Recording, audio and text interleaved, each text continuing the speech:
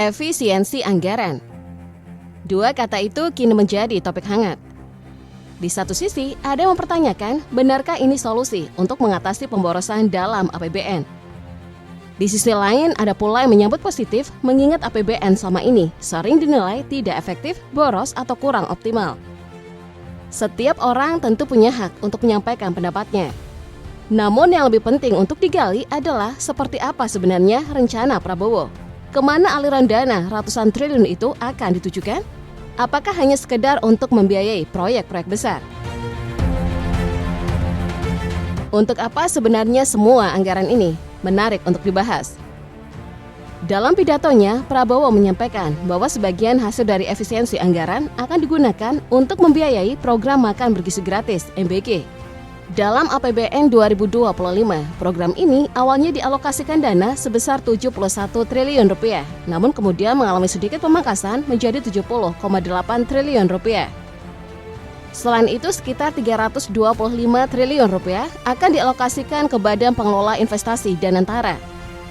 Ini adalah lembaga superholding BUMN yang baru saja dibentuk Prabowo dengan model pengelolaan yang menyerupai Temasek di Singapura dan Khazanah Nasional di Malaysia. Kedepannya, Danantara akan menjadi sumber pendanaan bagi proyek-proyek berkelanjutan dan berdampak tinggi di berbagai sektor strategis, seperti energi terbarukan, manufaktur canggih, industri hilirisasi, dan produksi pangan. Untuk tahun ini saja sudah ada 15 mega proyek hilirisasi yang siap dijalankan. Dengan keberadaan dana besar di Danantara, Indonesia tidak lagi harus bergantung pada investasi asing. Investasi luar tetap diterima, tetapi kita tidak lagi terkesan seperti mengemis modal. Tadi sudah disinggung bahwa dana hasil efisiensi anggaran akan diinvestasikan ke Danantara. Tapi apa sebenarnya Danantara itu? Danantara adalah Badan Pengelola Investasi Nasional yang secara resmi diluncurkan pada 24 Februari 2025. Lembaga ini akan mengelola dan menginvestasikan modal yang bersumber dari sumber daya alam serta aset negara ke berbagai proyek strategis yang berkelanjutan, dengan fokus utama pada investasi di luar skema APBN. Konsep Danantara mengacu pada Temasek Holdings milik Singapura. Namun cakupannya lebih luas karena tidak hanya mengelola aset tertentu, tetapi juga mengonsolidasikan aset-aset terbesar pemerintah di berbagai kementerian agar lebih terintegrasi dan efisien. Dana yang dikelola akan digunakan untuk membiayai proyek-proyek berkelanjutan di sektor strategis, seperti energi terbarukan, pengembangan industri manufaktur, hilirisasi sumber daya alam, dan ketahanan pangan. Dasar hukumnya, pembentukan Danantara didasarkan pada perubahan ketiga atas Undang-Undang Nomor 19 Tahun 2003 tentang BUMN. Revisi ini disahkan DPR pada 4 Februari 2025, mencakup aturan tugas dan fungsi Danantara sebagai badan pengelola investasi. Selain itu, pembentukan Danantara diperkuat oleh Keputusan Presiden Nomor 142/P Tahun 2024 yang menetapkan Mulyaman Darmansyah Haddad, mantan Deputi Gubernur BI dan Ketua Dewan Komisioner OJK sebagai Kepala Danantara. Kaharudin Djenot Daeng Manyambeang, mantan Dirut PT PAL sebagai Wakil Kepala Danantara. Sebagai Badan Pengelola Investasi, Danantara akan menjadi eksekutor utama dalam mengelola investasi strategis nasional. Perannya berbeda dengan Kementerian BUMN yang tetap bertindak sebagai regulator dan pengawas sektor BUMN. Prabowo juga mengajak mantan presiden dan pimpinan organisasi keagamaan untuk ikut mengawasi pengelolaan Danantara, memastikan transparansi, profesionalitas, dan orientasi pada kepentingan nasional. Sebelum membahas lebih jauh, satu hal yang jelas, efisiensi anggaran ini tidak digunakan untuk membiayai IKN. Mengapa? Karena anggaran untuk otorita IKN juga mengalami pemangkasan dari pagu anggaran 6,39 triliun rupiah untuk tahun 2025 menjadi 5,34 triliun rupiah dengan efisiensi mencapai 1,15 triliun rupiah.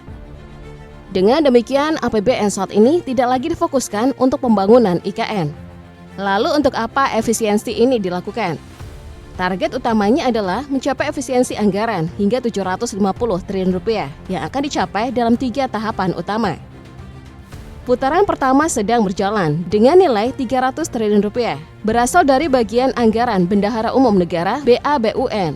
Ini adalah pos anggaran yang langsung dikelola oleh Menteri Keuangan tanpa masuk ke anggaran kementerian atau lembaga tertentu. Putaran kedua berasal dari pemangkasan anggaran di seluruh kementerian dan lembaga sesuai dengan Impres Nomor 1 Tahun 2025. awalnya ditargetkan sebesar 306,7 triliun rupiah, namun bertambah menjadi 308 triliun rupiah. Dari jumlah ini, 58 triliun rupiah akan dikembalikan ke kementerian atau lembaga terkait, sehingga efisiensi bersihnya menjadi 250 triliun rupiah. Putaran ketiga akan dilakukan melalui kontribusi BUMN dengan target dividen mencapai 300 triliun rupiah. Dari jumlah tersebut, 200 triliun rupiah akan masuk ke negara, sementara 100 triliun rupiah dikembalikan ke BUMN sebagai penyertaan modal kerja untuk mendukung ekspansi bisnis dan efisiensi lebih lanjut. Bagaimana dengan rincian pemangkasan di tiap kementerian dan lembaga? Awalnya beberapa kementerian dan lembaga seperti Kementerian Pertahanan, Polri, dan Badan Gizi Nasional tidak terdampak oleh efisiensi anggaran. Namun setelah dilakukan penyusunan ulang, akhirnya mereka juga ikut mengalami pemangkasan dalam jumlah tertentu.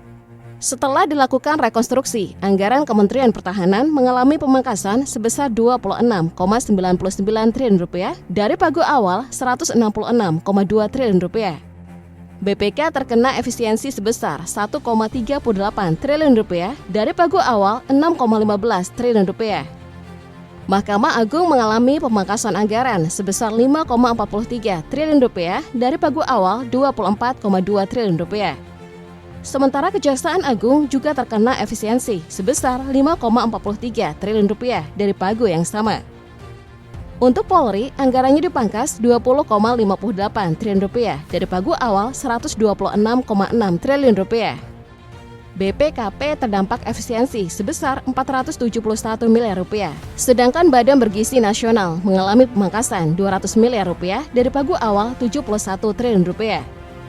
Sementara itu, KPK dan MPR masing-masing mengalami pemangkasan sebesar 224 miliar rupiah dan PPATK terkena efisiensi sebesar 109 miliar rupiah.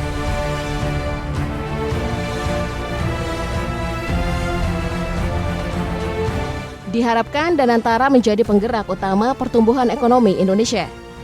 Dengan aset kelolanya mencapai 100 miliar US dollar atau sekitar 14.000 triliun rupiah, lembaga ini memiliki potensi besar untuk mendanai proyek strategis mulai dari infrastruktur, energi hijau, hingga sektor industri utama.